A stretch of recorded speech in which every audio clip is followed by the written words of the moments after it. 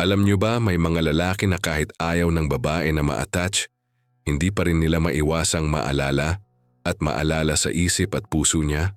Ako nga pala si Zymer, ang master mo sa paraan para hindi ka mamanipula ng babae. Pero bago tayo magsimula, shoutout sa lahat ng loyal kong subscribers.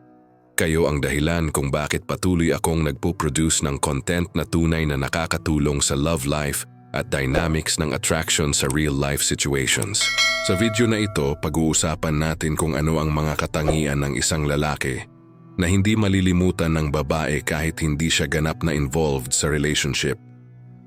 Ito ay hindi tungkol sa tricks o manipulative tactics, kundi sa natural charisma, confidence at self-respect na nagiiwan ng imprint sa isip ng babae. Ang type ng lalaki na ito ay hindi laging nagpapakita ng sobra-sobrang availability, hindi rin needy, at hindi rin agad naaapektuhan ng behavior ng babae. Gusto kong malaman mula sa inyo, sino sa inyo ang nakaranas na sa isang babae, kahit wala kayong official na relasyon, hindi siya makalimot sa inyo? I-share nyo sa comments dahil mas magiging interactive ang discussion natin at mas mai-relate natin ang mga tips sa totoong buhay. Ang lesson natin ngayon ay malinaw. Ang value mo, boundaries at confident na presence ang nagiging dahilan para natural siyang ma-attract at maging curious sa'yo. Sa buong video, ipapakita ko ang 3 powerful tips kung paano maging type ng lalaki na hindi malilimutan ng babae kahit ayaw niyang ma-attach. Bawat tip ay practical at tested sa real-life dynamics at siguradong makakatulong sa'yo para maging high value sa perception ng babae. Kaya manatili kayong nakafocus hanggang sa dulo ng video dahil bawat tip ay magbibigay sa iyo ng strategic advantage sa attraction dynamics at mas mapapalakas mo ang presence mo sa kanyang subconscious mind. Fallen Tip 1. Paano mag-iwan ng lasting imprint sa isip ng babae? Ang unang fallen tip ay tungkol sa pagiging type ng lalaki na hindi malilimutan kahit hindi committed. Maraming lalaki ang nadadala sa urge na laging available at laging nag-e-effort para mapansin ng babae. Ang resulta, nawawala ang challenge at curiosity at nagiging ordinaryo ka lang sa perception niya. Sa Fallen Tip 1, matututunan natin kung paano mag-iwan ng lasting imprint sa isip na puso ng babae nang hindi nagiging needy o desperate. Ang essence ng tip na ito ay simple, magpakita ng value sa bawat interaction at magkaroon ng confident presence. Hindi kailangan sobra-sobrang effort o pagpapakita ng attention sa bawat pagkakataon. Sa halip kapag may interaction ka sa kanya, siguraduhin na impactful at memorable. Ang bawat galaw mo, bawat salita, bawat action ay dapat mag-project ng confidence at self-respect. Kapag nakita niya na may sariling buhay ka, natural siyang magiging curious at magre-resulta ito sa subconscious attraction. Sa practical na paraan, maaari itong gawin sa pamamagitan ng quality interactions. Halimbawa, kapag nag-text ka, siguraduhin na hindi lang basta hi o emojis. Ipakita ang personality mo, sense of humor mo at perspective mo sa buhay. Sa ganitong paraan, nakikita niya na ikaw ay high value at hindi dependent sa kanyang attention. Kapag naramdaman niya ang confidence mo at value mo, siya ang magsisimulang gumawa ng steps para mapanatili ang connection. Isa pang mahalagang aspeto ay ang controlled availability. Hindi mo kailangang sumama sa lahat ng plano o agad-agad mag-reply sa lahat ng messages. Kapag minsan hindi ka available, nagkakaroon siya ng anticipation at curiosity. Ang subtle absence na ito ay nagiging psychological trigger. Mas naiisip ka niya, mas nagiging invested siya, at mas naaalala ka sa subconscious mind niya. Mahalaga rin ang emotional consistency. Hindi mo kailangang ibahagi ang lahat ng feelings mo agad-agad, lalo na sa early stages. Ang sobrang pagbabahagi ng emosyon ay nagdudulot ng comfort pero hindi obsession. Sa halip, mag-focus sa pagiging confident, lighthearted at positive sa bawat interaction. Kapag naramdaman niya ang balanse ng mystery at meaningful presence mo, natural niyang naiisip ang effort niya sa iyo at mas nagiging connected sa subconscious level. Sa kabuuan, ang Fallen Tip 1 ay tungkol sa strategic presence, confident interactions at controlled emotional exposure. Kapag nagawa mo ito ng tama, natural niyang naiisip ka, naaalala ka, at hindi ka malilimutan kahit hindi siya ganap na committed sa iyo. Ang resulta, siya ang nagsisimulang gumawa ng effort, hindi ikaw. Fallen Tip 2, Emotional Trigger sa paraang hindi halata. Ting Fallen Tip 2 ay tungkol sa paglikha ng emotional trigger sa subconscious ng babae nang hindi halata o manipulative. Hindi ito tungkol sa pagiging cold o walang pakialam. Sa halip, ito ay strategic behavior na nagpapalakas ng attraction at curiosity sa kanya. Ang lalaki na sumusunod sa tip na ito ay nagiging type na hindi malilimutan kahit ayaw ng babae na ma-attach. Sa practical na paraan, maaari itong simulan sa pamamagitan ng controlled emotional exposure. Hindi mo kailangang ibahagi ang lahat ng detalye ng feelings mo kaagad. Sa halip, mag-focus sa pagiging confident, lighthearted, at may sense of humor sa bawat interaction. Kapag naramdaman niya na may depth ka pero hindi lahat ng emotions mo agad na ibubunyag, natural siyang nagiging curious at subconscious niyang iniisip ang connection niyo. Isa pang mahalagang aspeto ay ang strategic availability. Hindi ka laging present sa bawat plano o request niya. Kapag minsan hindi ka available, nagkakaroon siya ng anticipation at subconscious pull. Ang subtle absence na ito ay nagiging psychological trigger. Mas naiisip ka niya, mas nagiging invested siya, at mas nagiging memorable ka sa isip niya. Sa ganitong paraan, hindi ka nagmamadali sa attention niya. Siya ang nagsisimulang gumawa ng effort para mapanatili ang connection. Mahalaga rin ang quality interaction sa bawat pagkakataon. Kapag nag-message o nag-usap kayo, siguraduhin na bawat salita at galaw mo ay may impact at may value. Hindi puro small talk o emojis. Kailangan may personality, humor, at confidence na naipapakita sa bawat interaction. Kapag naramdaman niya ang iyong self-respect at value, nagre-resulta ito sa subconscious attraction at hindi malilimutan ka. Bukod dito, ang Fallen Tip 2 ay tungkol sa mystery at unpredictability. Ang lalaki na hindi laging predictable o available ay nagiging interesting at intriguing sa perception ng babae. Kapag hindi niya alam ang bawat galaw mo, nagkakaroon siya ng curiosity at subconsciously siyang naa-attract. Ang kombinasyon ng mystery, controlled emotional exposure, at meaningful interactions ay nagtatakda ng psychological pull na nagpapa-invest sa effort niya. Bukod dito, ang subtle compliments at attention cues ay maaari ring maging powerful trigger.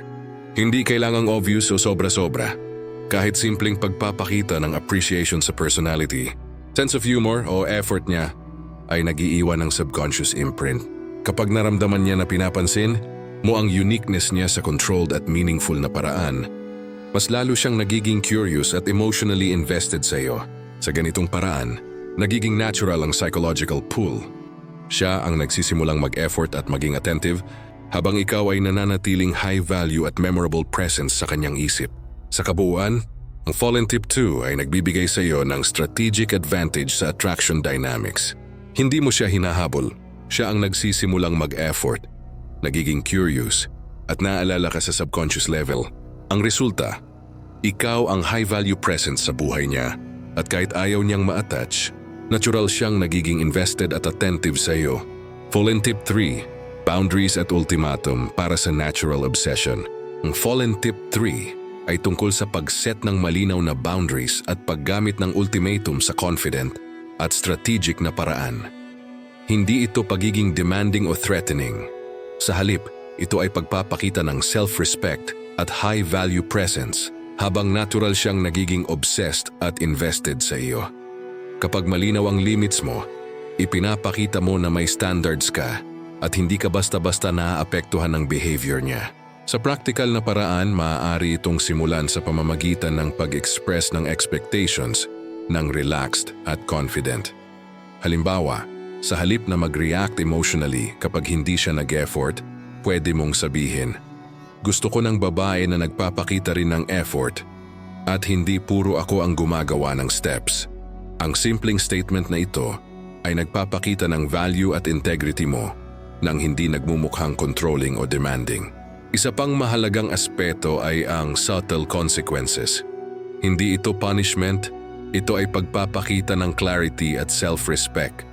Kung hindi siya nag-effort o hindi nagre-respond, hindi mo kailangang mag-panic o mag-overthink. Sa halip, Mag-focus ka sa sarili mong priorities, goals at personal growth. Kapag nakita niya na may life ka at hindi ka dependent sa attention niya, natural siyang nagiging curious at nagsisimulang gumawa ng effort. Mahalaga rin ang dynamic ng power at intrigue. Kapag naramdaman ng babae na may standards ka at hindi siya basta-basta makukuha, siya mismo ang mag-a-adjust ng behavior niya. Natural niyang matutunan na kung gusto niyang mapanatili ang connection sa iyo, kailangan niyang ipakita ang sariling effort at value. Sa ganitong paraan, ikaw ang nagsiset ng rules ng interaction at hindi siya. Hindi rin mawawala ang consistency sa boundaries. Kapag malinaw at consistent ang standards mo, nakikita niya na ikaw ay stable at reliable pero may sariling self-respect. Ang integrity at consistency na ito ang nagtatakda ng psychological magnetism. Mas natural siyang na-attract, mas nagiging invested, at mas hindi ka malilimutan kahit ayaw niyang ma-attach. Bukod dito, ang ultimatum ay nagbibigay ng clarity sa relationship dynamics. Hindi mo na kailangan mag-chase or mag-overthink. Kapag consistent ka sa approach na ito, natural niyang gagawin ang steps para mapanatili ang connection sa iyo. Ang resulta, ikaw ang prize, siya ang mag-a-adjust, at makikita mo ang pagbabago sa perception at effort niya sa relasyon. Sa kabuuan, ang Fallen Tip 3 ay pinagsasama ang assertiveness, boundaries at strategic leverage sa subconscious. Kapag nagawa mo ito ng tama, hindi mo na kailangan habulin ang babae. Siya ang nagsisimulang maging attentive, curious at naturally obsessed sa iyo. Ang effect nito sa subconscious niya ay malakas at long-lasting na nagpapakita ng tunay na high-value presence mo. Bukod dito, mahalaga rin ang pagtutok sa sariling growth at fulfillment. Kapag malinaw sa babae na may buhay ka, goals, at hobbies na hindi dependent sa kanya, hindi mo lang pinapakita ang self-respect mo, kundi nagiging aspirational ka rin sa perception niya. Tuwing lalaki na may purpose at direction sa buhay, ay natural na hindi malilimutan dahil ang presence niya ay nag-iiwan ng subconscious impact.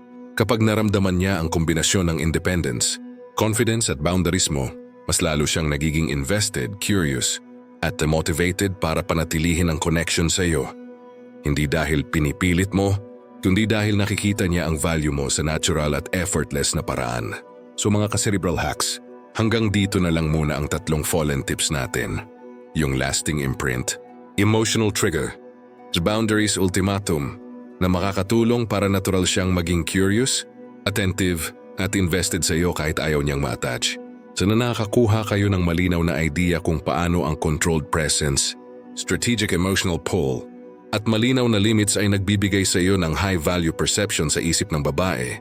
Gusto kong malaman mula sa inyo, alin sa fallen tips ang pinaka-nakarelate kayo? May experience ba kayo na kahit hindi kayo committed, hindi ka malilimutan ng babae?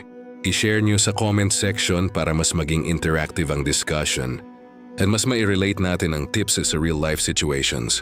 Huwag ding kalimutan na i-like at i-share ang video na ito sa mga kaibigan o kakilala niyo na gusto ring maintindihan ang dynamics ng attraction at boundaries. Kung bago ka pa sa channel natin, siguraduhin mag-subscribe at i-click ang notification bell para lagi kang updated sa mga bagong strategies at tips na ipapakita ko sa mga susunod na videos. Sa ganitong paraan, hindi lang kayo magkakaroon ng knowledge sa attraction dynamics, kundi magkakaroon din kayo ng access sa mga secret, psychological techniques na ginagamit ng mga high-value men para maging magnetic sa babae. Palaging tandaan, ang layunin ng cerebral hacks ay hindi manipulation, kundi para ma-master mo ang dynamics ng interaction sa babae habang pinapangalagaan ang sarili mong value at integrity. Kapag consistent ka sa principles na ito, makikita mo ang pagbabago sa perception niya sa iyo. Natural siyang magsisimulang gumawa ng effort para mapanatili ang connection. Kaya mga ka-cerebral hacks ay salamat sa panonood at manatili kayong nakafocus dahil marami pang malalakas na strategies nga ipapakita ko sa inyo sa mga susunod na videos. Tandaan sa Fallen Tips, ikaw ang prize, hindi siya, at siyon ang tunay na power ng high value na lalaki.